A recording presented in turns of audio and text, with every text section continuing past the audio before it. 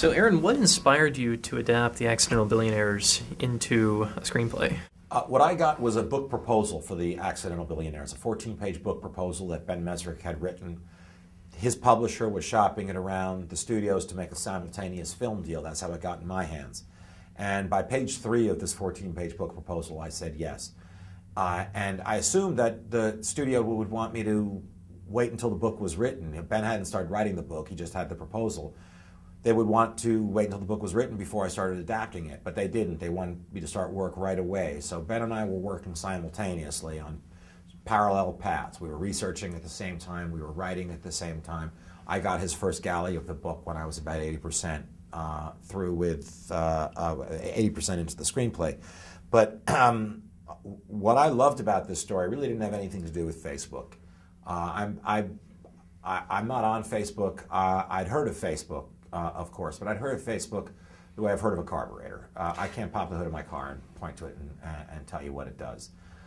What attracted me were that the themes in this story were as old as storytelling itself, of friendship and betrayal and loyalty and class and power and jealousy.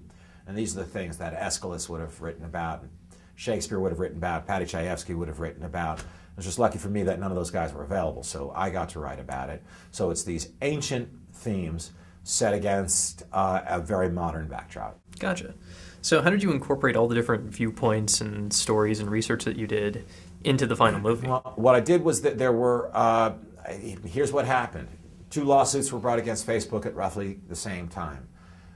The defendant, the plaintiffs, the witnesses, they all came into deposition rooms, they all swore an oath to tell the truth, and what we ended up with were 3 very different versions of the story. Rather than pick one version and decide that's the truth, I'm going to write that, or pick one version and decide that's the sexiest, I'm going to write that, I decided to embrace the idea that there are 3 versions of this story. I liked that, and I wanted to dramatize that. So I used the device of the 2 deposition rooms that all of these scenes come out of. There's a Rashomon quality to it. The movie does not take a position on who's telling the truth here, who's good, who's bad. We let the audience decide that, and we encourage arguments in the parking lot. So did anyone at Facebook have a chance to see the script as it was being developed? What did they think about it? I told Facebook that I would show them the script when I was done writing it, and that I would be pleased to listen to any notes that they had.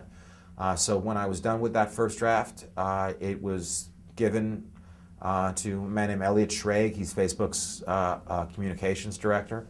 I imagine a number of people there read it. I got notes from Elliot that had mostly to do with hacking. There's a hacking scene at the beginning of the movie, right, in the middle of the night when he's been broken up with by this girl. He's very unhappy. He's drinking. He's blogging. He's hacking into all these computers, and he's creating this sort of stunt website called Face Mash. This was to be expected because I don't know much about computers, but I was getting some of the hacking wrong. So they were correcting me on the hack. That's kind of cool. So walk us through your creative process whenever you actually go to write a script. What do you do? Well, it depends what script. In this case, this is nonfiction, so I've really got to get schooled up on a lot of things. There's a lot of available research out of there, a lot of documents to read, a lot online, but mostly first-person research, talking to people who are characters in this movie, and talking to people who are close to those characters, close to the subject, and close to the event. And when I'm all loaded up on research, then there's a period of several months of climbing the walls and pacing around, because I'm still just, there's just a cursor flashing at me, and research isn't a movie. You've got to make it sing now. And once I have an idea for how I'm going to start, once I know what the first scene is going to be, I write it, because the difference between being on page 5 and being on page nothing is life and death to me. So I try to write that first scene with as much power and energy as I can, and then I take it from there. Okay. So you said you actually talked to some of the people involved. Did you ever have a situation where you had written the scene and one of the people that you talked to said that's not really how it happened? I know almost always, and that's reflected in the movie. In fact, we go through the first, 10 minutes or so of the movie, which is Mark gets broken up with by a girl in a bar, goes back to his dorm room.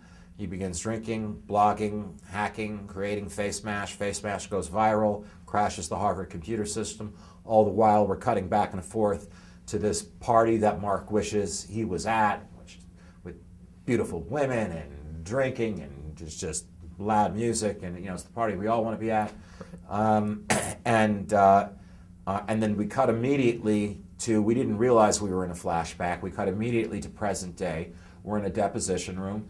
And Mark says, that's not what happened. She said that stuff happened. She's lying. So the fact that in my research, in the depositions, that everyone was contradicting each other, that's dramatized in the movie.